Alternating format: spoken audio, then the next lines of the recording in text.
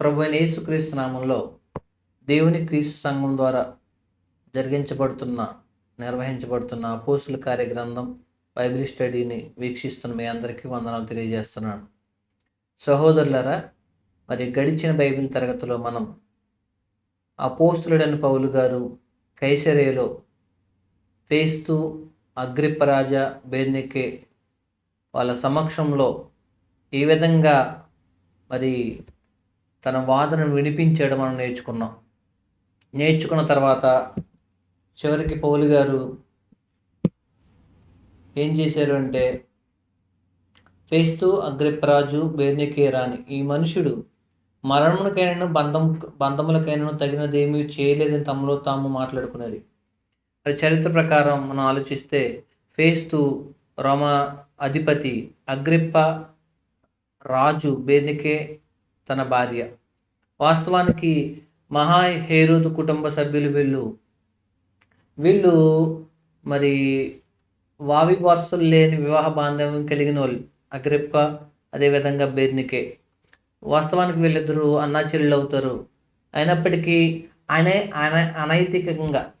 అనైతికంగా పతనమైన హేరోదు కుటుంబం మరి నైతికంగా విలువలు కలిగిన క్రైస్తవ్యాన్ని హింసించిన దాఖలాలు చరిత్రలో కనబడతాయి.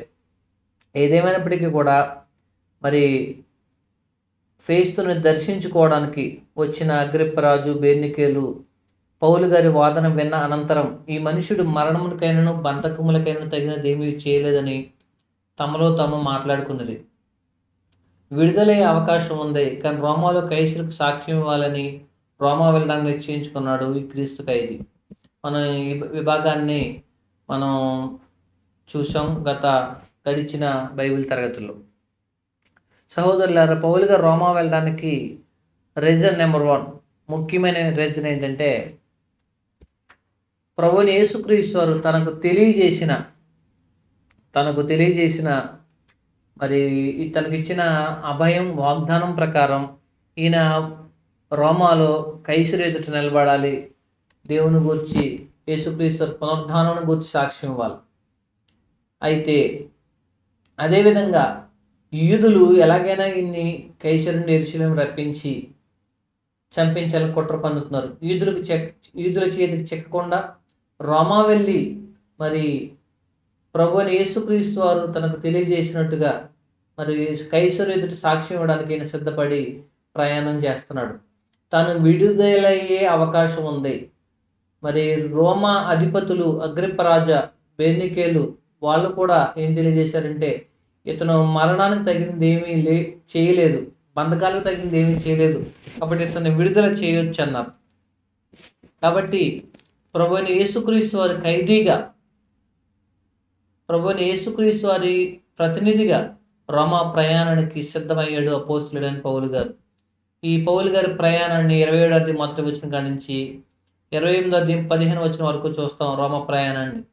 తర్వాత భాగంలో పౌలు గారు రోమాలో ఏం చేశారనేది 2 భాగాలని ఈ విభాగంలో కవర్ చేసి అపోస్తుల గ్రంథాన్ని ముగించడానికి ప్రయత్నం చేస్తున్నాం.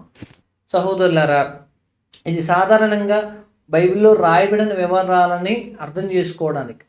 ఇక లోతులోకి వెళ్ళి చారిత్రక నేపథ్యాన్ని తీసుకుని, లేకపోతే ఇంకా ముందుకు వెళ్తే ఈ ఎపిసోడ్లు చాలా లెందీగా ఉంటాయి.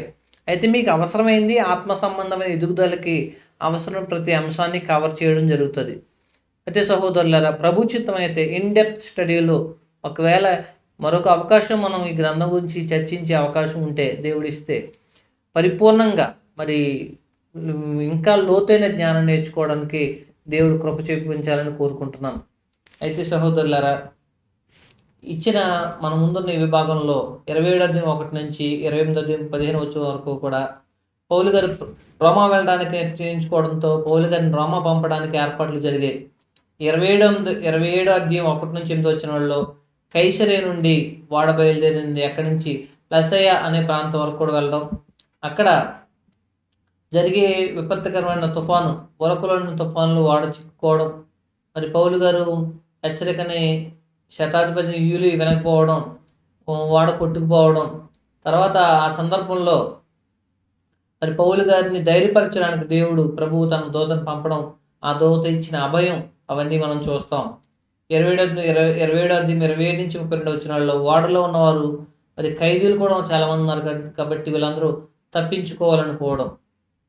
అదేవిధంగా 27 అధ్యాయం 33 నుంచి 37 పౌలు ఓడలో ఉన్న వారిని బలపరచడం. మరి ఎలాగైతే ఇంక చనిపోతాం అయిపోయింది మా పరిస్థితి అనుకున్న వాళ్ళని బలపరిచిన సందర్భం కూడా చూస్తాం. తర్వాత 38 నుంచి 44 మెలితే చేరుకున్న ఓడ, మెలితే అనే ద్వీపానికి చేరుకోవడం. అక్కడ అనాగరికులైన మెలితే ద్వీపవాసులు పౌలు గారి టీంకి చేసిన సపర్యలు చూస్తాం. తర్వాత ఆ ద్వీపంలో ఉన్న పుప్లి అనే ప్రముఖుడు ఉంటాడు. ఆ ప్రముఖుడు యొక్క తండ్రి మరి అనారోగ్యంతో బాధపడుతున్నారు. అతన్ని బాగు చేయడం. 28 అధ్యాయం 11 నుంచి 15 రోమాకు చేరిన పౌలు గారు. ఇది ఈ విభాగంలో చూస్తాం. అయితే మొట్టమొదటిగా కైసరియా నుంచి లసయ అనే ప్రాంతానికి ఓడ బయలుదేరింది. పౌలు గారు రోమాలో నేను కైసరియా ఎదుట చెప్పుకుంటాను అని ఫేస్తు ఎదుట అగ్రిప్ప రాజు ఎదుట సాక్ష్యం ఇచ్చిన తర్వాత ఓడ ఎక్కి ఇటలీకి వెళ్ళడానికి నిర్ణయమైంది. పౌలు గారు బంధింపబడిన ఖైదీగా వెళ్తున్నాడు కాబట్టి ఏం జరిగిందంటే ఈయనని ఒక శతాధిపతి యూలి అనే శతాధిపతికి అప్పగించి పౌలు గారిని మరి కొందరు ఖైదీలను తీసుకువెళ్ళడం జరిగింది. ఇక్కడ ఓడలో పౌలు గారు ఉన్నారు, కొంతమంది ఖైదీలు ఉన్నారు, శతాధిపతి యూలి అనే ఆయన ఉన్నాడు, అదేవిధంగా సైనికులు కూడా ఉన్నారు. ఆసియా దరి వెంబడినున్న పట్టణంలోకి ప్రయాణం చేయబడు అద్రముత్తియా పట్టణపు ఓడనెక్కి మేము బయలుదేరితిమి. మాస్దోనియుడును దెస్సలోనిక పట్టణస్థుడైన అరిస్తార్కు పౌలు గారు టీంలో ఈయన ఒక భాగం అని మనం మరి ఈయన ఎఫెసు నుండి బయలుదేరినప్పుడు చూసాం. పౌలు గారి టీంలో ఈయన ఒక సభ్యుడు మాతో కూడా ఉండెను. మరునాడు సీదోనుకు వచ్చితిమి. సీదోను అనే ప్రాంతానికి వచ్చారు కైసరు నుండి. తర్వాత అప్పుడు యూలి పౌలు మీద దయగా ఉండి, యూలి అంటే శతాధిపతి అయిన యూలి పౌలు మీద దయగా ఉండి అతడు తన స్నేహితుల వద్దకు వెళ్ళి పరామరిక పొందుటకు అతనికి సెలవిచ్చెను. సీదోనులో ఉన్న క్రైస్తవ సహోదరుల దగ్గరికి వెళ్ళి పరామర్శించబడడానికి మరి వాళ్ళని కలుసుకోవడానికి మరి పౌలు గారికి యూలి అనే శతాధిపతి అవకాశం ఇవ్వడం జరిగింది. సహోదరులరా, ఇటువంటి పరిస్థితుల్లో ఒక మంచి ఇక్కడ మాట చూస్తాం.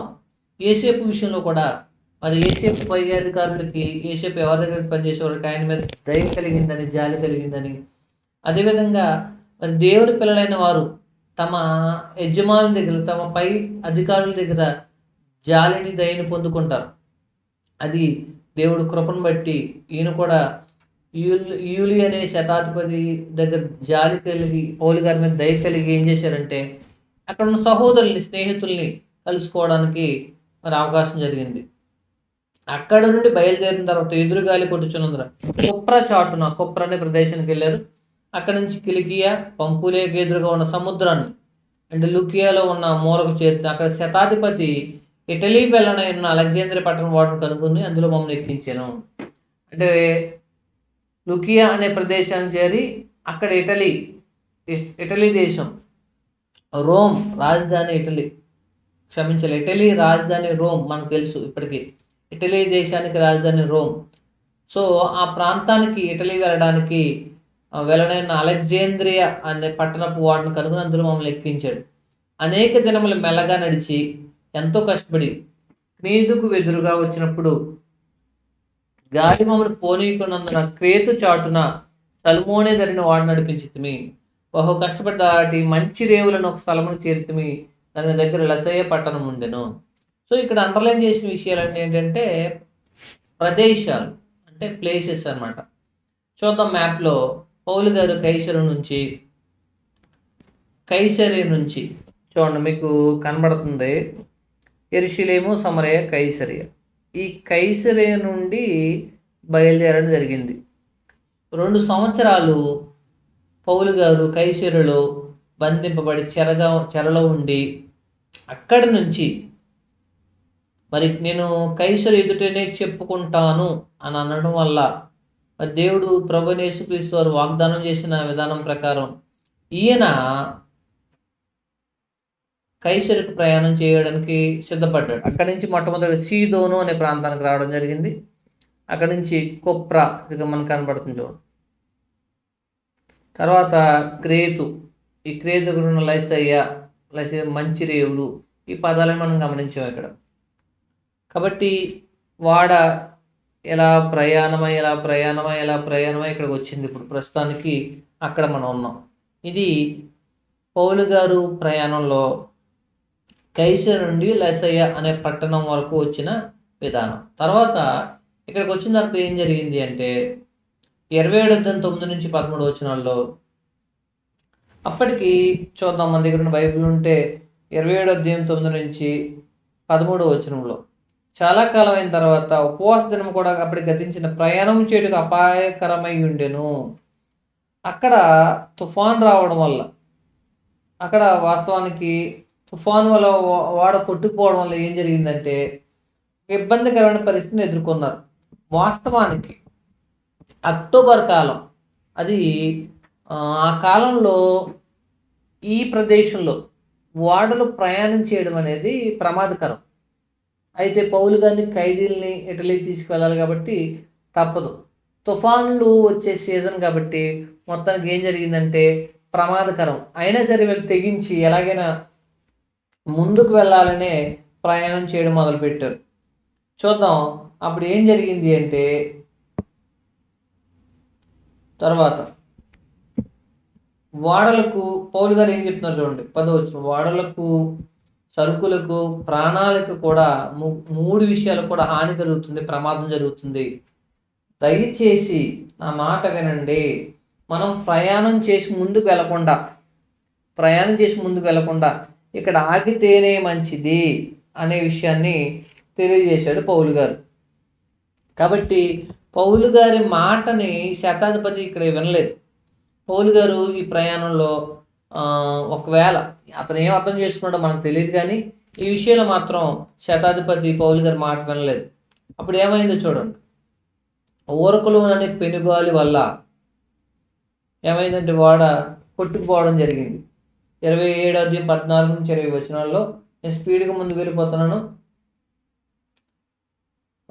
14 కొంచెం సేపు అయిన తర్వాత ఊరకులోని పెనుగాలి క్రేతు మీద విసిరెను. దానిలో ఓడ చిక్కుకొని గాలికి ఎదురు నడవలేకపోయినందు ఎదురు నడిపించిన మా గాలి కొట్టుకొని పోతుంది.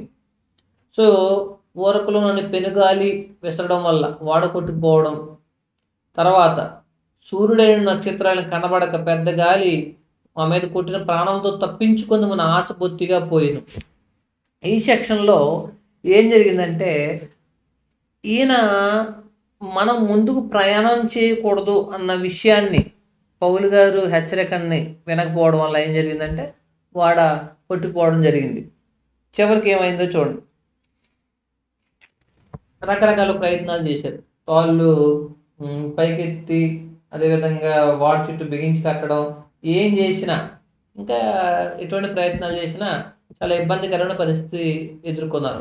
వాస్తవానికి అక్కడ ఎటువంటి ఇబ్బంది ఉందంటే, ఈ వాడలో ఉన్న వాళ్ళందరికీ, ఇంక్లూడింగ్ పౌలు గారు, వీళ్ళందరికీ కూడా ప్రాణములతో తప్పించుకుందామన్న ఆశ బొత్తిగా పోయింది. అంటే ఎంత ఇబ్బంది అంటే, సూర్యుడు నక్షత్రాలు కూడా కనబడకుండా, సూర్యుడు కనిపించట్లేదంటే చీకటి. ఒకవేళ నక్షత్రాలు కనబడినా, ఒకవేళ కొంచెం వెలుగు వస్తుందంటే అది కూడా లేదు. సో ఒక భయంకరమైన వాతావరణంలో కొన్ని రోజులు గడిపారు. సో వీళ్ళకి ఏం అర్థమైందంటే, ఇంకా అయిపోయింది, మా జీవితాలు ముగిసిపోయాయి అనుకున్నారు. మనం ఎంత ఇదిగా ఉన్నా కానీ జీవితంలో ఇటువంటి నావ ప్రయాణాలు మనకు ఎదురవుతూ ఉంటాయి. మన జీవితం అనే ఈ ఓడ ప్రయాణంలో కూడా మనకి ఆధారం, అవసరమైన విషయాలు మనకి సహాయం చేయకపోవచ్చు. వెలిగిచ్చే సూర్యుడు రాకపోవచ్చు, నక్షత్రాలు కనిపించకపోవచ్చు. దాని అర్థం ఏంటంటే, మనకి మన శ్రమలను తప్పించుకుంటామన్న నిరీక్షణకి ఆధారం కలిగించే విషయాలు ఏమీ లేకపోవచ్చు. అయితే అటువంటి పరిస్థితుల్లో ఇంక మన పని అయిపోయింది అనుకునే పరిస్థితుల్లో మనం కూడా వచ్చేస్తాం. అదేవిధంగా వీళ్ళు కూడా అలాగే ఉన్నారు ఇక్కడ. అయితే ఇటువంటి పరిస్థితుల్లో దేవుడు ఏం చేశారంటే 27:21-26 ఇది చాలా ఇంపార్టెంట్ విషయం. 27:21-26 పౌలు గారు వాళ్ళు ఉన్న వాళ్ళందరినీ మరి బలపరచడానికి దేవుడు ఏం తెలియజేసడానికి తెలియజేస్తున్నాడు. 21వ మరి దేవుడు ఏం తెలియజేశాడో చెప్తున్నాడు చూడండి. 22, 23, 24, 25, 26 వచనాలు. ఈ వచనాల్లో ఏముంది అంటే, దేవుని దూత ప్రభు దూత అపోస్తలుడైన పౌలు గారికి కనిపించి, నేను ఎవని వాడనో, ఎవరిని సేవించుచున్నానో ఆ దేవుని దూత. అంటే చూడండి ఎంత మంచి మాట అన్నాడు. నేను ఎవరిని వాడను, నేను ఎవరికి సంబంధించిన వాడను. వాస్తవానికి ఎంత హుందాగా, ఎంత గొప్పగా ఈ మాట చెప్పాడు. నేను ఎవరిని వాడను. పౌలు గారు ఎవరికి సంబంధించిన వాడు? కైసరుకు సంబంధించిన శతాధిపతి వణికిపోతున్నాడు. కానీ ప్రభువుకు సంబంధించిన ఈ క్రీస్తు ఖైదీ ధైర్యంగా ఉన్నాడు. ఎందుకంటే నేను ఎవని వాడనో, ఏ దేవుని సేవిస్తున్నానో ఆ దేవుని దూత గడిచిన రాత్రి నా యొద్దకు వచ్చి, పౌలా భయపడకము. మొదటి విషయం, దేవదూత చెప్పి మొదటి విషయం, భయపడకము. ఎందుకంటే అక్కడ ఉన్న పరిస్థితి, ప్రాణాలు కూడా దక్కుతాయనుకునే ధైర్యం లేదు. అప్పుడు ఎటువంటి ఆన్సర్ కావాలి? భయపడకు. రెండో విషయం, నువ్వు కైసరు ఎదుట నిలబడాలి. మూడో విషయం, ఓడలో ఉన్న వారందరినీ నీకు అనుగ్రహించాడు. సో ఇక్కడ విషయం ఏం చెప్తున్నాడంటే, దేవుడు భయపడకుము, ధైర్యంగా ఉండు. ఎందుకు ధైర్యంగా ఉండాలంటే, నిన్ను ఎందుకోసం అయితే ఏర్పాటు చేసుకున్నాడు ప్రభు, నిన్ను ఎందుకోసం అయితే ప్రభు అయిన యేసుక్రీస్తు వారు అపోస్తలుడిగా నియమించాడు. ఇశ్రాయేలు ఎదుట, అన్యజనుల ఎదుట, రాజుల ఎదుట సాక్ష్యం ఇవ్వాలి.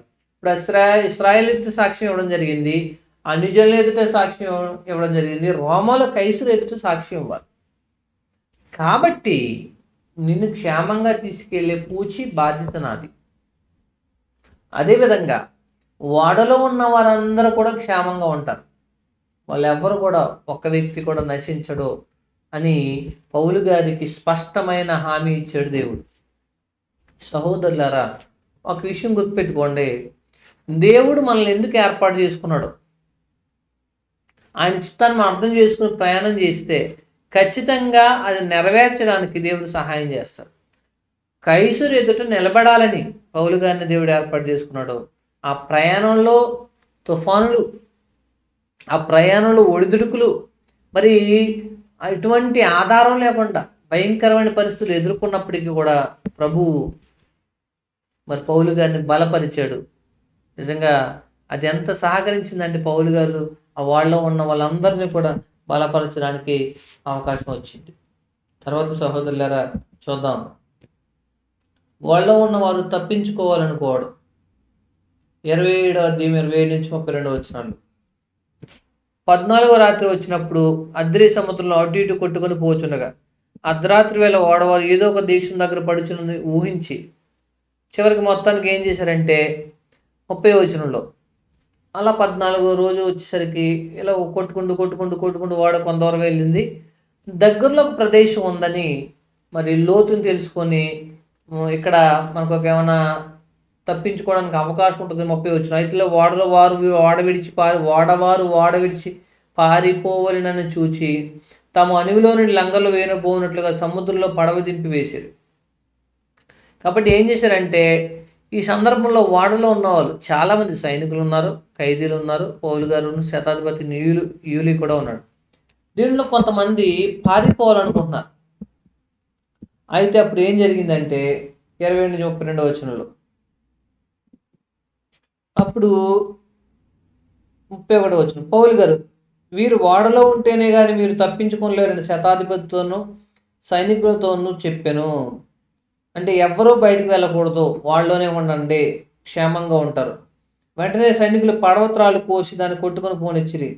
తెల్లవారుచుండగా పౌలు 14 దినములను మీరేమి పుచ్చుకొనక ఉపవాసంతో కనిపెట్టుకుని ఉన్నారు కనుక ఆహారం పుచ్చుకున్నట్టు మిమ్మల్ని వేడుకొనిచున్నాను.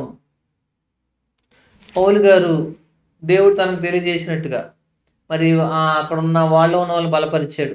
ఇలా 14 రోజులు వాడ కొట్టుకుని పోయి ఒక ప్రదేశానికి చేరుకుంటుందో మనం ఏం కంగారు పడాల్సిన అవసరం లేదు. అంటే చివరికి పౌలు గారు వాళ్ళు ఆహారం పుచ్చుకోకుండా, ఎటువంటి ఉపవాసం అంటే ఇక్కడ ఉద్దేశం ఏంటంటే తినే అవకాశం లేదు వాళ్ళకి. అప్పుడు ఏం జరిగిందో చూడండి 34వ వచనంలో, మీలో ఎవని తల నుండి ఒక వెంట్రుకైనా నశింపదని చెప్పుచు ఆహారం పుచ్చుకుండా అందరినీ బతిమాలాడు. ఎంత ధైర్యంగా చెప్తుంటాం, ఒక వెంట్రుక కూడా నశించదు. ఎందుకంటే దేవుడు పౌలు గారి ద్వారా వాళ్ళకి అంత అభయాన్ని ఇచ్చాడు. కాబట్టి మీరు ధైర్యంగా భోంచేయండి అని తెలియజేశాడు. అయితే అప్పటికే చాలా వాడలో ఉన్న సరుకులన్నీ పడేసి చాలా ఖాళీ చేయాల్సి వచ్చింది. ఇంక తర్వాత కూడా ఏం చేశారో చూడండి. అందరిని బతిమాలను. తర్వాత 35వ వచనంలో ఏం చేయడం జరిగిందంటే, తర్వాత భాగంలో చూద్దాం మనం అది. 33, 27, 33 నుంచి 37 వచనంలో, మీలో ఎవరి తల నుండి ఒక వెంట్రుకైనా నశింపదని చెప్పి ఆహారం పుచ్చుకుని అందరినీ బతిమాలాడు. తర్వాత వాళ్ళు ఉన్నవారు 276 మంది. 27వ అధ్యాయము 37వ వచనంలో వాడలో ఉన్నవారు 276 మంది. 276 మంది కూడా ఏం చేశారు అంటే, మరి పౌలు గారి చేత బలపరచబడ్డారు. అందరూ ధైర్యం తెచ్చుకొని ఆహారం పుచ్చుకున్నారంట. అప్పుడు ఏం జరిగిందంటే, మిగిలిన సరుకులన్నీ కూడా వాళ్ళ నుంచి బయటపడేశారు. తేలిక అవడం వల్ల ఇబ్బంది లేకుండా వాడ ప్రయాణం చేస్తుంది. మొత్తానికి వాడ ప్రయాణం చేసేవాళ్ళు క్షేమంగా చేరుకోవాలంటే ఆ సరుకులు, ఆ బరువు ఉండడం కూడా ఇబ్బంది అనుకున్నారేమో. మొత్తానికి ఏం చేశారంటే వాడు ఇంకా తేలిక చేశారు. తర్వాత ఏం జరిగింది అంటే, 27:38 నుంచి 44 వచనాల్లో ఇక్కడ దగ్గరగా పౌలు గారు ఏదైతే 27వ అధ్యాయము 26వ వచనంలో ప్రభువు దూత చెప్పినట్టుగా ఆయనను మనం కొట్టుకొని పోయి ఏదైనా ఒక ద్వీపం మీద పడవలసి ఉంటుందని చెప్పారు. మనం కొట్టుకొని పోతాం, ఒక ద్వీపం దగ్గర ఆగుతాం అని చెప్పాడు. ఆ ద్వీపం పేరే మెలితే. ప్రభువు దూత ఏదైతే తెలియజేశాడో అదేవిధంగా వీళ్ళ వాడ ప్రయాణమై అక్కడే ఆగింది. మెలితే అనే ద్వీపానికి వాడ చేరుకుంది. అయితే ఏం జరిగిందంటే 38 నుంచి 44 వచనాల్లో, ఖైదుల్లో ఎవడను ఈదుకొని పారిపోకున్నట్లు వారిని చంపవాలని సైనికులకు ఆలోచన పుట్టారు. అంటే ఇక్కడికి ఈ ప్రదేశం దగ్గరకు వచ్చింది, వాళ్ళ నుంచి బయటకు దిగి వీళ్ళు పారిపోయే అవకాశం ఉంది. సైనికులు అనుకున్నారు ఒకవేళ ఇక్కడ మరి వీళ్ళు దిగి పారిపోతారేమో అనుకుని చంపేద్దాం అని అనుకున్నారు. అయితే శతాధిపతి ఏం చేశారంటే వాళ్ళని రక్షించడానికి పౌలుని రక్షించాలనే ఉద్దేశంతో ఆలోచన కొనసాగనేయక మొదట ఈత గలవారు సముద్రంలో దుమికి పోవాలని కడమ వాళ్ళు కొందరు పలకల మీద, కొందరు ఓడ చెక్కల మీద పౌలు ఆజ్ఞాపించి ఇలాగ అందరూ తప్పించుకొని తిరిగి చేరు. మొత్తం ఇక్కడ ఉద్దేశం ఏంటంటే, తప్పించుకున్న వాళ్ళు అంటే ఒకవేళ వాళ్ళు దిగి వెళ్ళిపోతుంటే వాళ్ళని చంపేయాలని సైనికులు అనుకున్నారు. వాళ్ళ ఆలోచన వచ్చింది. శతాధిపతి అలా జరగనివ్వకుండా, ఎందుకంటే దాంట్లో పౌలు గారు కూడా ఉన్నారు. ఖైదీల్ని చంపే క్రమంలో పౌలు గారు కూడా చనిపోతారు కాబట్టి, సో వాళ్ళ ఆలోచనల్ని జరగనివ్వకుండా తప్పించుకోవడానికి అవకాశాలు ఏ విధంగా తప్పించుకోవాలి, కొంతమంది ఓడ చెక్కల మీద, అదేవిధంగా దగ్గరగా వచ్చింది ఆ ద్వీపాన్ని చేరుకోవడానికి కొంచెం దూరం ప్రయాణం చేస్తే ద్వీపాన్ని చేరుకుంటాం. సో ద్వీపాన్ని చేరుకోవడానికి అవకాశం ఉన్నన్ని విధానాలు చెప్పాడు. మొత్తానికి దగ్గరలో ఉన్న ద్వీపాన్ని చేరుకోవడం జరిగింది. తరువాత ఏం జరిగింది అంటే 27వ అధ్యాయము పూర్తయిపోయింది. 27వ అధ్యాయం పూర్తయ్యేసరికి మనం ఈ అధ్యాయం అంతా మెయిన్ 27వ అధ్యాయం అపోస్తలుల కార్యం 27వ అధ్యాయం అంతా సింపుల్గా గుర్తుపెట్టుకోండి. కైసరే నుండి మెలితే వరకు కూడా పౌలు గారి ప్రయాణం. That's all. దీంట్లో నేర్చుకోవాల్సిన ఆత్మ సంబంధమైన విషయాలు ఏంటి? వాడ ప్రయాణంలో ప్రభువు పౌలు గారికి అభయాన్ని ఇచ్చాడు. నువ్వు నశించవు, భయపడకు. ఎంత భయంకరమైందంటే, సూర్యుడు నక్షత్రాలు కనపడకుండా, ఆహారం లేకుండా, చిమ్మ చీకటిలో, మరి అలలకు కొట్టుకుపోతున్న పరిస్థితులు, గాలి తుఫానికి కొట్టుకుపోతున్న పరిస్థితుల్లో కూడా దేవుడు నిన్ను కాపాడుతాడు అనే విషయాన్ని పౌలు గారికి తెలియజేశాడు. తాను బలపరచబడిన తర్వాత తన దగ్గర ఉన్న వాళ్ళలో ఉన్న 276 మంది కూడా బలపరచడం జరిగింది. సో దీని ద్వారా మనం ఏం నేర్చుకోవచ్చు అంటే, దేవుడు మనల్ని ఎందుకు ఏర్పాటు చేసుకున్నాడో ఆ క్రమంలో ఆయన మాటకు నువ్వు లోబడి ప్రయాణం చేస్తే అంతిమ గమ్యానికి మనల్ని చేరుస్తాడు ఖచ్చితంగా. కాబట్టి మన జీవితంలో ఈ జీవన ప్రయాణంలో సంసార సాగరంలో ఈ ప్రయాణం చేసే ఈ ఓడలో మనం ఖచ్చితంగా ఒడిదుడుకులు ఎదుర్కొంటాం. దాంట్లో దేవుడి మీద ఆధారపడితే ఖచ్చితంగా మనకు సహాయం చేస్తాం. మెలితే చేరుకున్న తర్వాత ఏం జరిగింది అంటే, అక్కడ అనాగరికులైన ద్వీపవాసులు ఉన్నారు. ద్వీపం అంటే చుట్టూ నీరు ఉంటుంది, అక్కడ మధ్యలో భూభాగం ఉంటుంది. ఆ సముద్రంలో ఉన్న మెలితే అనే ద్వీపంలో అక్కడ ఉన్న వాళ్ళు ఈ వాడలోంచి కొట్టుకుపోయిన వాళ్ళందరికీ ఏం చేశారు? ఉపచారం చేశారంట. నిజంగా ఎంత ఇబ్బంది అంటే ఓ పక్క ఆహారం విషయంలో ఇబ్బంది పడుతున్నారు. ప్రయాణ విషయంలో నలిగిపోయారు. అదేవిధంగా వర్షం కూడా కురుస్తుంది దీంతో పాటు. చలి ఎక్కువగా ఉంది. ఇప్పుడు ఏం చేయాలి? ఈ కొట్టుకుపోయి వాడ దగ్గరికి అంటే ఆ ద్వీప వాడ దగ్గరికి వెళ్ళింది. అక్కడి నుంచి ఈదుకొని మొత్తానికి ఏదోలాగా ద్వీపానికి చేరుకున్నారు భూభాగానికి. సరిగ్గా అదే సమయంలో వర్షం పడడం, అదేవిధంగా చలి ఎక్కువగా ఉండడం వల్ల ద్వీపవాసులు ఏం చేశారంటే వీళ్ళకి ఆతిథ్యం ఇచ్చారు. ఆతిథ్యం ఇచ్చి చక్కగా మరి చలిమంట వేశారు చూడండి. ఏమన్నాడు చూడండి అక్కడ. చలి ఎక్కువగా ఉన్న నిప్పు రాజుపెట్టి అందరిని చేర్చుకునేవి. పౌలు కూడా మోపుడు పుల్లలు ఏరి చూడండి ఎంత మంచి మాట చెప్పాడు. ఈ విషయంలో పౌలు గారు కూడా తాను తను తాను రక్షించుకోవాలి, మిగతా వాళ్ళని కూడా రక్షించాలి. కాబట్టి మోపుడు పుల్లలు పట్టుకొచ్చి ఏరుకుని ఏం చేశారంటే చలిమంట, మన ప్రాంతీయ భాషలో ప్రాంతాలు చలిమంట అంటాం. నిప్పు రాజు పెట్టి మంట వేశాడు. అప్పుడు ఏం జరిగిందంటే ఆ వేడికి ఆ పక్కనున్న ఆ పొలంలోంచో చెట్లలోంచో ఒక సర్పం దగ్గరకు వచ్చింది. అతని చేయి పట్టుకుంది. అప్పుడు ఏం జరిగిందంటే ఆ ద్వీపంలో ఉన్న వాళ్ళు ఏమనుకున్నారు? చెయ్యి పట్టుకొని కాటు వేసింది వదలట్లా. అప్పుడు వీళ్ళు అనుకున్నారంట, పౌలు గారు నిజంగా ఇతను ఖైదీ, అతని అవతారం చూసిన, చేతికి సంఖ్యలు చూసిన ఖైదీ కాబట్టి, ఇతను ఖైదీ నేరం చేశాడు కాబట్టి న్యాయదేవత, ధర్మదేవత ఇతన్ని ఒకవేళ శతాధిపతిని తప్పించుకున్నా, మాను తప్పించుకోవాలనుకున్నా ఇతన్ని మరి న్యాయదేవత వదిలేదు, చంపేయడానికి ఎటువంటి ఏర్పాటు జరిగిందేమో అని మొత్తానికి ఇతను నేరస్తుడు, నేరానికి తగిన శిక్ష అనుభవిస్తున్నాడు అన్న ఉద్దేశంతో వాళ్ళు ఉన్నారు. అయితే ఏం జరిగిందో చూడండి. దాన్ని విదిలించుకొని ఈడ్చుకొట్టాడు. అది అగ్నిలో జాడించేశాడు. పాము చచ్చిపోయింది కానీ ఏం చావల. ఎందుకు అంటే పాము కాటి పౌలుకి ఎటువంటి ప్రమాదం జరగలేదు. మార్కు సువార్త 16-17 వచనంలో అపోస్తులైన వారికి ఉన్న ప్రత్యేకమైన వరాల్లో ఇది కూడా. మరి సర్ప విషాలు కూడా వాళ్ళని ఏమీ చేయలేవు, పాములను ఎత్తిపట్టుకుంటారు అని తెలియజేశాడు. అది పౌలు గారి విషయంలో జరిగినట్టుగా మనం చూస్తాం. తద్వారా వాళ్ళందరూ ఆశ్చర్యపోయారు. మొత్తానికి కొంతమంది ఏం చేస్తారు, కాసేపు ఆగితే పోయేలా ఉంటాడు, వెంటనే రియాక్ట్ అవ్వకపోయినా విషమెక్కి కాసేపు చచ్చిపోతాడేమో, మొత్తానికి ఏదో రియాక్షన్ వస్తుంది అనుకున్నారు. ఏమీ జరగల. అప్పుడు ధర్మదేవత ఇతన్ని చంపాలి, న్యాయదేవత ఇతను చంపాలి అని అందుకే పాము కాటేసింది అనుకున్న వాళ్ళు ఇతనే ఒక దేవత అనుకునే పరిస్థితిలోకి వచ్చేసారు. కాబట్టి మనుషుల మాటలకు విలువ ఉండదు. ఎందుకంటే మనుషుల సందర్భాన్ని బట్టి మారిపోతూ ఉంటారు. వాస్తవంగా ఈయన నేరం ఏమీ చేయలేదు, అయితే ఈయన దేవత కూడా కాదు. కానీ అపోస్తులుడు మరి ప్రభువు ఈయన్ని ఎక్కడ సాక్షి నిలబెట్టాలనుకున్నాడో అక్కడ వరకు తీసుకుని వెళ్ళేంత వరకు కూడా అతని ప్రాణం పోయే అవకాశమే లేదు. మొత్తానికి తర్వాత ఏం జరిగిందంటే ఆ ద్వీపవాసుల్లో ప్రముఖమైన వ్యక్తి ఒక ఆయన ఉన్నాడు. అతని పేరు పొప్లి.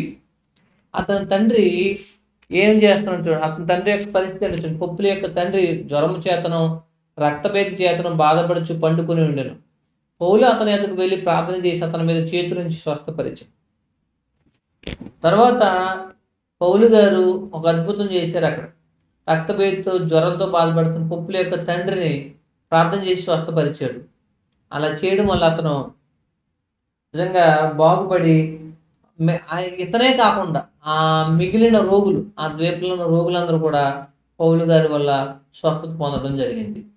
కాబట్టి పొప్లి మెలితే అనే ద్వీపం, పొప్లి తండ్రిని పౌలు గారు స్వస్థపరచడం. ఇది 28వ అధ్యాయం 7-10 వచనాలు. ఇది అయిపోయిన తర్వాత అనేక సత్కారాలతో మర్యాదలు చేసి ఈ ద్వీపవాసులు పౌలు గారు వాళ్ళ టీంని సాగనంపడం జరిగింది. 28వ అధ్యాయం 11-15 వచనాల వరకు కూడా మెలితేలో 3 నెలలు గడిపిన తర్వాత, ఇలా మెలితేలో 3 నెలలు గడిపారు. 3 నెలలు గడిపిన తర్వాత ఏం జరిగిందో చూడండి. సహోదరులను చూసి మెలితేలో 3 నెలలు గడిపిన తర్వాత 11వ వచనంలో అశ్విని చిహ్నం గల అలెగ్జాంద్రియ పట్టణం ఓడెక్కి బయలుదేరి సొరకూసైకి వచ్చి అక్కడ 3 దినములు ఉంటుంది. అక్కడ నుండి చుట్టూ తిరిగి రేగీకు వచ్చి ఒక దినమైన తర్వాత దక్షిణం గాలి విసట వల్ల మరునాడు పొతియేలికి వచ్చి అక్కడ సహోదరులు మేము చూచినప్పుడు వారు తమ యొద్ద 7 దినములు ఉండవని మమ్మల్ని వేడుకునేది. ఆ మీదట రోమాకు వచ్చితిమి. అక్కడ సహోదరులు మా సంగతి విని అప్పియా సంతపేట వరకును త్రిశత్రముల వరకు మమ్మల్ని ఎదుర్కొనేందుకు వచ్చి వారు పౌలు వారిని చూసి దేవునికి కృతజ్ఞతాస్తులు చెల్లించి ధైర్యం తెచ్చుకొనును. చాలండి. ఇక్కడ 2 సందర్భాల్లో పౌలు గారు ఆగడం జరిగింది సహోదరులతో గడపడానికి. అక్కడ చూడండి, పోతీలి అనే ప్రదేశంలో సహోదరులతో కలిసి 7 రోజులు ఉండాలని కోరుకోవడం జరిగింది. ఆ 7 రోజులు అక్కడ గడపడం జరిగింది. అండ్ పౌలు గారు రోమా ప్రయాణంలో తనకు అవకాశం ఉన్న ప్రతి చోట క్రైస్తవులైన సహోదరుల్ని చూసుకుంటూ వెళ్ళిపోతున్నాడు. సో ఇదంతా మనం నేర్చుకోవాల్సిన ఒక పాఠం ఏంటంటే, మనం ఒక ప్రాంతానికి ప్రయాణం చేసేటప్పుడు ఆ ప్రాంతాల్లో ఉండే సహోదరులను చూసి దర్శించి వెళ్ళడం అనేది ఒక మంచి విషయం. అటువంటి వాతావరణం క్రైస్తవులైన వాళ్ళందరికీ ఉండి ఎంత బాగుంటుందో కదా. కాబట్టి మనం కూడా అటువంటి విధానాన్ని అలవాటు చేసుకుంటే మంచిది అన్న అభిప్రాయం. అయితే ఏదేమైనప్పటికీ కూడా ఎట్టకేలకు పౌలు గారు రోమా చేరుకున్న తర్వాత పౌలు గారు సహోదరులను చూసి దేవునికి కృతజ్ఞతాస్తులు చెల్లించి ధైర్యం తెచ్చుకున్నాడు. నిజంగా ఏ రోమాకైతే తను వెళ్ళాలని కోరుకున్నాడు, ఏ సహోదరులకైతే లేఖ రాశాడు, ఏ సహోదరులను బలపరిచాడు రోమా పత్రిక ద్వారా, ఆ సహోదరులను చూసి దేవునికి కృతజ్ఞతాస్తులు చెల్లించి ధైర్యం తెచ్చుకున్నాడు. కాబట్టి సహోదరులారా, వాళ్ళకి రాశాడు రోమాపత్రిక 15వ అధ్యాయంలో, నేను మిమ్మల్ని చూడాలనుకుంటున్నాను, మీ దగ్గరికి వచ్చి విశ్రాంతి పొందాలనుకుంటున్నాను. ఎట్టకేలకు ఏమైందో తెలుసు. తను ఏ ప్రార్థన చేశాడో మనం చూస్తే రోమాపత్రిక 15వ అధ్యాయంలో, రోమీలకు రాసిన పత్రిక 15వ అధ్యాయము 30, 32, 33 వచనాల్లో, సహోదరులారా, నేను యూదయలో ఉన్న అవిధేయుల చేతులను తప్పింపబడి యెరూషలేములో చేయవలసిన ఈ పరిచర్యను పరిశుద్ధులకు ప్రీతికరమగునట్లు నేను దేవుని చిత్తం వల్ల సంతోషంతో మీ యొద్దకు వచ్చి మీతో కలిసి విశ్రాంతి పొందినట్లును మీరు నా కొరకు దేవునికి చేయ ప్రార్థనలందు నాతో కలిసి పోరాడవలెనని మన ప్రభువైన యేసుక్రీస్తు బట్టి ఆత్మలను ప్రేమను బట్టి నేను బతిమాలుకొనుచున్నాను. కాబట్టి నా కోసం ప్రార్థన చేయండి, నేను మీ దగ్గరికి రావాలనుకుంటున్నాను, మీతో కలిసి విశ్రాంతి పొందాలనుకుంటున్నాను అని. ఇక దేవుడు తన ప్రార్థన ఆలకించి రోమాలో ఉన్న సహోదరులు, ఏ సహోదరులకైతే రోమపత్రిక రాశాడో ఆ సహోదరులను దర్శించడానికి అవకాశాన్ని ఇచ్చాడు. అది ప్రార్థన. ఏ ప్రార్థన అయితే సహోదరులను దర్శించాలని చేశాడు ఈయన, అది నెరవేరింది. కృతజ్ఞతాస్తులు చెల్లించి ధైర్యం తెచ్చుకున్నాడు. కాబట్టి మనం దేవుని సహాయం అడిగిన తర్వాత, ఆయన మనకు మేలు చేసిన తర్వాత దేవునికి కృతజ్ఞతాస్తులు చెల్లించాలనే విషయం కూడా నేర్చుకోవాలి. నెక్స్ట్ ఇంకో విషయం, మనం దేవునికి మంచి మనసుతో ఆయన చిత్త ప్రకారం ప్రార్థించినప్పుడు ఖచ్చితంగా దేవుడు సహాయం చేస్తాడన్న విషయం కూడా తెలుసుకోవాలి. రోమాకు చేరుకున్న తర్వాత ఏం జరిగింది అనేది చివరి భాగంలో చూస్తాం. రోమాలో 2 సంవత్సరాలు జైలు, బోధ. 28వ అధ్యాయం 16 నుంచి 31 వచనం చివరి వరకు ఈ విభాగంలో మనం పౌలు గారి 2 సంవత్సరాలు జైలు, 16వ వచనం నుంచి 22 వరకు యూదులతో పౌలు, ఈయన రోమాలో కనిపెట్టిన తర్వాత యూదులను కబురంపించి తన ఎదురు పిలవడం, తర్వాత వాళ్ళకి ఏం బోధించాడు 23, 29 వచనాలు చూస్తాం. 28వ అధ్యాయం 30, 31 వచనాల్లో పౌలు 2 సంవత్సరాలు అధ్యయనంతో ఉండి బోధించడం, ఈ 3 భాగాలు ఇక్కడ చూస్తాం. ఎట్టకేలకు పౌలు గారు తను కోరుకున్నట్టుగా ప్రభువైన యేసుక్రీస్తు తనకు తెలియజేసినట్టుగా రోమా చేరుకోవడం జరిగింది. రోమా చేరుకున్న తర్వాత ఈయన ఏం చేస్తున్నాడు చూడండి. సైనికుల పర్యవేక్షణలో 28వ అధ్యాయము 16వ వచనం, మేము రోమాకు వచ్చినప్పుడు పౌలు తనకు కావలి ఉన్న సైనికులతో కూడా ప్రత్యేకంగా ఉండడానికి సెలవు పొందాను. విచారణ జరుగుతున్న క్రమంలో 2 సంవత్సరాలు కూడా పౌలు గారు ఏం చేయబడ్డాడంటే సైనికుల పర్యవేక్షణలో అద్దె వంట ఉండి తన పని తాను చేసుకోవడానికి, అద్దె వంట ఉండి తను యేసుక్రీస్తును బోధించడానికి అనుమతి పొంది జీవించడం జరిగింది. కాబట్టి వెళ్ళిన తర్వాత సహోదరులను చూసిన తర్వాత మరి హౌస్ అరెస్ట్ చేయబడ్డాడు పౌలు గారు. మన భాషలో చెప్పాలంటే దాని మీనింగ్ ఏమైనప్పటికీ కూడా పౌలు గారు ఒక ఇంట్లో ఉన్నారు, కానీ అరెస్ట్ చేయబడే ఉన్నాడు. మరి ఈయన చుట్టూ సైనికులు ఉంటారు. సైనికులు ఒక చేతికి సైనికులు సంఖ్యలు వేయబడి, మరొక సంఖ్యలు పౌలు గారి చేతికి వేయబడి బందీగా ఉండే పరిస్థితిని అక్కడ మనం అర్థం చేసుకోవచ్చు. ఏదేమైనప్పటికీ కూడా పౌలు గారికి ఒక స్వేచ్ఛ అయితే ఉంది, ప్రత్యేకంగా ఉండొచ్చు అని. అయితే 17వ వచనంలో అంటే మనం ఊహించుకున్నట్టుగా ఇంటర్నల్గా లేకపోతే అంతర్గతమైన చెరసాల లోపల కాకుండా ఒక ప్రదేశంలో ఒక ఎంట ఉండి అక్కడ సైనికుల పర్యవేక్షణలో పౌలు గారు ఉండి మరి బంధింపబడుతూ ఒక్క పక్క తను ఇతరులతో మాట్లాడగలిగే పరిస్థితులు కలిగిన వాతావరణం అక్కడ కనబడుతుంది. అంటే పౌలు గారు బంధింపబడ్డారంటే లేకపోతే కటిక చీకటి గల చెరసాల్లో వేయబడ్డారు అనేది మాత్రం ఊహించుకోకండి. ఇక్కడ ఉన్న పరిస్థితులు ఎలా ఉందంటే ఆయన ఇతరులతో మాట్లాడడం, ఇతరులకి ఆతిథ్యం ఇవ్వడం, ఇటువంటి సందర్భాలన్నీ చేయడానికి ప్రభువైన యేసుక్రీస్తును బోధించడానికి అనువైన వాతావరణ పరిస్థితులు పౌలు గారికి ఉన్నాయి. అది 2 సంవత్సరాలు పౌలు గారు రోమాలో ఉన్నంతకాలం. చూద్దాం. వచ్చి రాగానే మొన్న బాగాలో మాట లేడికి లేచిందే పని. కానీ పౌలు గారు దమస్కు మార్గంలో ప్రభు కనిపించిన తర్వాత ప్రభు తెలియజేసిన లేచి నిలబడు అన్నాడు. నిలబడిన తర్వాత పౌలు గారు తన ప్రయాణాన్ని ఎక్కడ ఆపలేదు, ప్రయాణం చేస్తూనే ఉన్నారు.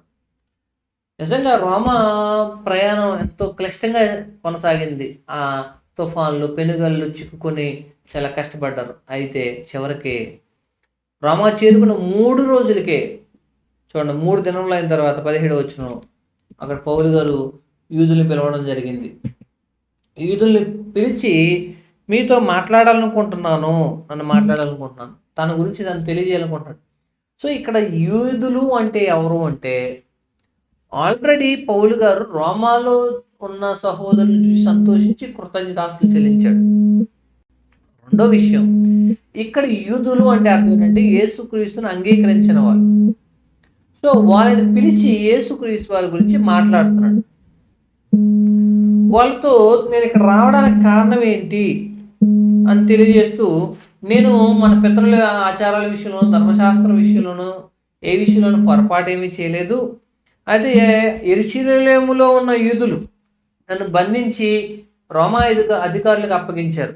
అయితే అధికారులు, నన్ను అరెస్ట్ చేసిన అధికారులు, నన్ను బంధించి విచారించిన అధికారులు ఏం చేశారంటే నన్ను విమర్శ చేసిన ఆయన మరణానికి తగిన హేతువేమీ లేనందున నన్ను విడుదల చేయగోరిరి. అంటే తను ఏం చెప్పాలనుకున్నాడు అంటే, పౌలు నువ్వు ఎందుకయ్యా నువ్వు యూదుడు అయ్యండి ఇలా చెరసాలలో బందీగా ఉన్నావు అంటే రీజన్ ఇది. ఏంటి రీజన్? నేను ఏ పొరపాటు చేయలేదు, మరి వారు నా మీద ఆరోపించిన ఏ నేరం రుజువు చేయలేకపోయారు. అయితే చివరికి ఏం చేయాలనుకున్నారంటే నన్ను యెరూషలేము చెప్పించాలనుకున్నారు. అయితే నేను దేవుని సహాయం వల్ల ఇదిగో కైసరు ఎదురు చెప్పుకోవడానికి వచ్చాను అని తను అలాగని తన స్వజనమైన యూదుల మీద నేరం మోపాలన్నట్టుగా కాకుండా తన సైడ్ ఎటువంటి పొరపాటు లేదని చెప్పడం ఇంకా తన ఉద్దేశం కనబడుతుంది. అయితే వాళ్ళు ఈ సందర్భంలో అన్న మాట ఏంటంటే, ఇశ్రాయేలు యొక్క నిరీక్షణ నిమిత్తం నేను సంఖ్యలతో బంధింపబడి ఉన్నాను. ఇశ్రాయేలు యొక్క నిరీక్షణ ఏంటంటే మెస్సియా, యేసుక్రీస్తు వారు. ఇశ్రాయేల్ తరతరాల నుంచి ఒక ఆయన కోసం ఎదురు చూస్తున్నారు, ఆయన యేసుక్రీస్తు వారు. ఇదిగో ఆయన వచ్చాడు అని ఈయన అంటాడు, రాలేదు. వచ్చిన యేసు క్రీస్తు కాదని యూదులు అంటారు, యేసే క్రీస్తు అని ఈయన అంటాడు. కాబట్టి పౌలు గారి బోధ ఓవరాల్గా ఎందుకంటే యేసే క్రీస్తుని బోధించినందుకు ఎఫెసీ 3:1 క్రీస్తు ఖైదీనైన నేను. ఈయన క్రీస్తు ఖైదీ. ఎందుకు క్రీస్తు ఖైదీ అయ్యాడంటే యేసుని క్రీస్తుగా అంగీకరించి బోధించినందుకు. ఓవరాల్ యూదులతో ఏం చెప్పాలనుకుంటున్నాడంటే, నేను యేసుక్రీస్తుని, అంటే మనం ఏ మెస్సియా గురించి ఎదురు చూసామో ఆ మెస్సియాని కనుగొన్నాను, ఆయన నజరేయుడైన యేసు, ఆయనే క్రీస్తు అని తెలియజేశాడు. అలా తెలియజేసినందుకే యూదులు నన్ను, ఆయన చనిపోయాడు కదా, సిలువ వేయబడ్డాడు కదా అంటే ఆయన తిరిగి లేచాడు, తిరిగి లేవడం వల్ల ఆయన మెస్సియాగా ప్రభావవంతంగా నిరూపించబడ్డాడు. ఆత్మ సంబంధమైన రాజు అయిన మనల్ని పరిపాలిస్తున్నాడని తెలియజేశాడు.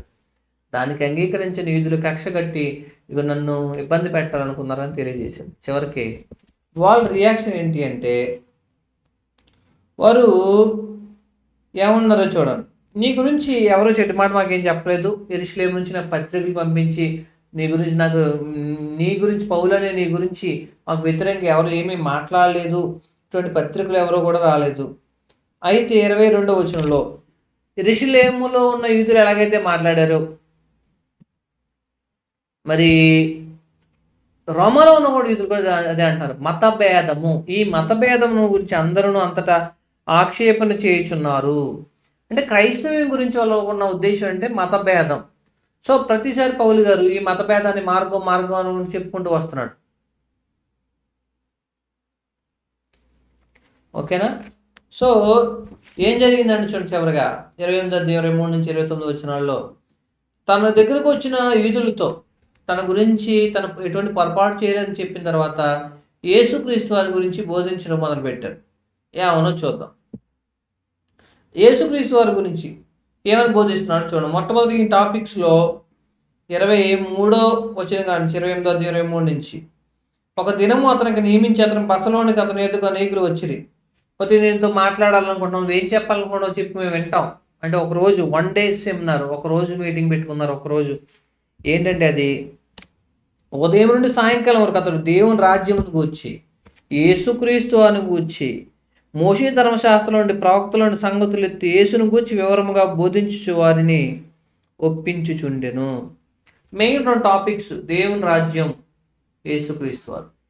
సో యూదులకి 2 విషయాలు చాలా ఇంపార్టెంట్. దేవుని రాజ్యం భౌతిక సంబంధమైన భౌతిక సంబంధమైన మెస్సియా వస్తాడని ఎదురు చూస్తున్నారు. అయితే దేవుని రాజ్యం ఆత్మ సంబంధమైందని, ఆల్రెడీ ఆ మెస్సియా వచ్చి మరణించి తిరిగి లేచి దేవుని కుడిపార్శ్వన ఆసీనుడై ఉన్నాడని చెప్పాడు. మోషే మొదలుకొని ప్రవక్తలందరూ యేసు ప్రభు గురించి చెప్పిన ప్రవచనాలన్నీ, క్రీస్తు గురించి చెప్పిన ప్రవచనాలన్నీ యేసుక్రీస్తు వారిలో ఎలా నెరవేరాయో తెలియజేశాడు. మీకు బాగా అర్థం కావాలంటే యూదులు క్రీస్తు కోసం ఎదురు చూస్తున్నారు. అంటే క్రీస్తు అనే అభిషేక్తుడు రాజు కోసం ఎదురు చూస్తున్నాడు యూదులందరూ. వాళ్ళకి ఏ క్రీస్తు గురించి అయితే ప్రవచనాలలో రాయబడ్డాయో ఆయనే నజరేయుడైన యేసు, ఆయనలో అన్ని విషయాలు నెరవేరాయని పౌలు గారు ధర్మశాస్త్రంలోంచి అనేక లేఖనాలను చూపించి వివరంగా బోధించడం జరిగింది. వివరంగా బోధించు వారిని ఒప్పించుచుండెను. అప్పుడు వాళ్ళ రియాక్షన్ ఏంటంటే, కొందరు నమ్మిరి, కొందరు నమ్మకపోయారు. ప్రతి చోట జరిగే విషయం. అందరూ నమ్మాలని లేదు, అందరూ నమ్మరు అని కాదు. కొందరు నమ్మరు, కొందరు నమ్మకపోయారు. అయితే పౌలు గారు వాళ్ళతో ఏం తెలియజేశాడో చూడండి. 26వ వచనం, మీరు వినుటకు మట్టుకు విందురు కానీ గ్రహింపరు, చుచ్చుట మట్టుకు చూతురు కానీ కానరేరని ఈ ప్రజల యొద్దకు వెళ్ళి చెప్పి యెషయా గ్రంథం 6:9లో యెషయా ద్వారా పరిశుద్ధాత్ముడు పలికించిన ప్రవచనాన్ని తెలియజేశాడు. సో కొన్ని ప్రవచనాలు ఎలా ఉంటాయంటే, కొన్ని ప్రవచనాలు జరిగిపోని, కొన్ని ప్రవచనాలు జరగబోదంటే కొన్ని యేసుక్రీస్తు రాకడకు సంబంధించిన లాంటివి. కొన్ని ఎల్లప్పుడూ వర్తిస్తాయి అంటే కొన్ని ప్రవచనాలు కొంతకాలానికి లేదా కొన్ని సందర్భాల్లో కొంతమంది వ్యక్తులకి జరిగిపోయిన విషయాలు ఉంటాయి. కన్యక గర్భవతి కుమారుని కనును, ఇది జరిగిపోయింది, ఇంక ఎప్పటికీ జరగదు, భవిష్యత్తులో ఎప్పటికీ జరగదు. సో అంతకుముందు జరగలేదు అంటే యేసుక్రీస్తు పుట్టడానికి ముందు జరగలేదు, భవిష్యత్తులో కూడా జరగదు. 1 టైం ప్రాఫెసీ, ఒకసారి జరుగుతుంది. సో ఇది అలా కాదు. ఈ ప్రవచనం అంటే వినుటకు మట్టు విందురు కానీ గ్రహింపరు, చూచుటకు మట్టుకు చూతురు కానీ కన్నరని ప్రజల యొక్క గురించి చెప్పు. ఈ ప్రవచనం ఎటువంటిది కాదు అంటే, ఆల్రెడీ ఒకరికి మాత్రమే కాదు, ఎన్ని తరాలు వచ్చినా దేవుని వాక్యానికి అవిధేయులైన వారందరి గురించి దేవుడు పరిశుద్ధాత్మ ప్రేరణతో యెషయా ద్వారా రాయించాడు. అది అందరికీ సంబంధించింది. అటువంటి కొన్ని ప్రవచనాలు ఉంటాయి, అన్ని కాలాల్లో కూడా వర్తిస్తాయి. సో అయితే ఇక్కడ పరిశుద్ధాత్ముడు యెషయా ద్వారా పలికించిన మాటల భావం ఏంటంటే, ప్రజలు వింటారు కానీ గ్రహింపరు, చూస్తారు అర్థం చేసుకోరు. ఎందుకంటే వారి హృదయం క్రొవ్వింది. నెక్స్ట్ వారి చెవులు మందమయ్యాయి, వారి కన్నులు మూసుకుని ఉన్నారు. కాబట్టి వారు వినడం లేదు, అర్థం చేసుకోవడం లేదు, గ్రహించడం లేదు. సో వినడం అంటే సౌండ్ వినడం వేరు, దాని భావాన్ని అర్థం చేసుకోవడం వేరు. అదేవిధంగా చూడడం అంటే కంటికి ఒక సిచ్యువేషన్ కనపడడం వేరు, దాన్ని అర్థం చేసుకోవడం వేరు. కాబట్టి వినే చెవులు, చూసే కళ్ళు కావాలి, అర్థం చేసుకునే మనసు కావాలి. అది లేకపోతే దేవుని వాక్యాన్ని ఎంతటి గొప్ప పండితులైనా అర్థం చేసుకోలేరు. సో చాలామంది ఎప్పటికీ హెబ్రీ భాష గురించి, గ్రీకు భాష గురించి, లేకపోతే పాత నిబంధన గురించి, కొత్త నిబంధన గురించి, భాషల గురించి, పదాల గురించి కొట్టుకు చచ్చిపోతూ ఉంటారు. ఇలా ఒక విషయం చెప్పమంటారా? For ever kind information, Hebrew భాష తెలిసిన యూదుల పండితులే అర్థం చేసుకోలేకపోయారు పౌలు గారు చెప్పిన బోధలు. అంటే నీకు హెబ్రీ భాష వచ్చేది అయితే ఏంటి? హెబ్రీ భాష వచ్చిన వాళ్ళు కూడా అర్థం చేసుకోలేకపోయారు. సో లేకపోతే ధర్మశాస్త్రానికి సంబంధించి వాదోపవాదాలు ఇవన్నీ పెట్టుకొని వివాదాలు చేసుకునే మనుషులందరూ కూడా గుర్తుపెట్టుకోవాల్సిన విషయం ఏంటంటే, అవన్నీ ధర్మశాస్త్ర పండితులు కూడా యేసుక్రీస్తుని అర్థం చేసుకోలేకపోయారు. నీకంటే ఎక్కువ తెలుసు, ధర్మశాస్త్రం బాగా తెలుసు వాళ్ళకి. సో దేవుని వాక్యాన్ని అర్థం చేసుకోవడానికి వినే మనసు, చూసే కళ్ళు, మరి యథార్థమైన హృదయం కావాలి, కొవ్విన హృదయం కాదు. మరి అటువంటి వాళ్ళు అర్థం చేసుకోలేకపోతే దేవుడు అర్థం చేసుకున్న వాళ్ళకి, అందుకే తర్వాత వెరీ నెక్స్ట్ వర్షంలో అన్ని జనులు ఎద్దకు వెళ్తుంది ఈ వాక్యం, దాన్ని వారు అర్థం చేసుకుంటారు, వారు వింటారు. మీరు వినలేదు, వారు వింటారు. మీరు చూడలేదు, వారు చూస్తారు. మీరు అర్థం చేసుకోలేదు, వారు అర్థం చేసుకుంటారు. ఆ మాట ప్రకారంగా సువార్త అన్ని జనుల దగ్గరికి ప్రతి చోట విస్తరించింది. ప్రపంచ దేశాల్లో నేటికి క్రైస్తవం విస్తరిస్తుంది. కారణం అంటే ఇప్పటికీ యూదులైన వాళ్ళు చాలామంది అంగీకరించలేని పరిస్థితుల్లో ఉన్నారు. అయితే సహోదరులారా, పౌలు గారు చివరిగా 2 సంవత్సరాలు ఏం చేశారంటే 30-31 వచనాల్లో ధైర్యంగా బోధించడం చూడండి. పౌలు 2 సంవత్సరాలు పూర్తిగా తన అద్దె అంటే కాపురం నుండి తన ఎద్దుకు వచ్చే వారినందరినీ సన్మానించి, అంటే పౌలు గారు ఎక్కడా బోధించకుండా బంధించాలి అని ఎలా అనుకున్నారు, కానీ బంధించిన తర్వాత కూడా బోధించడం.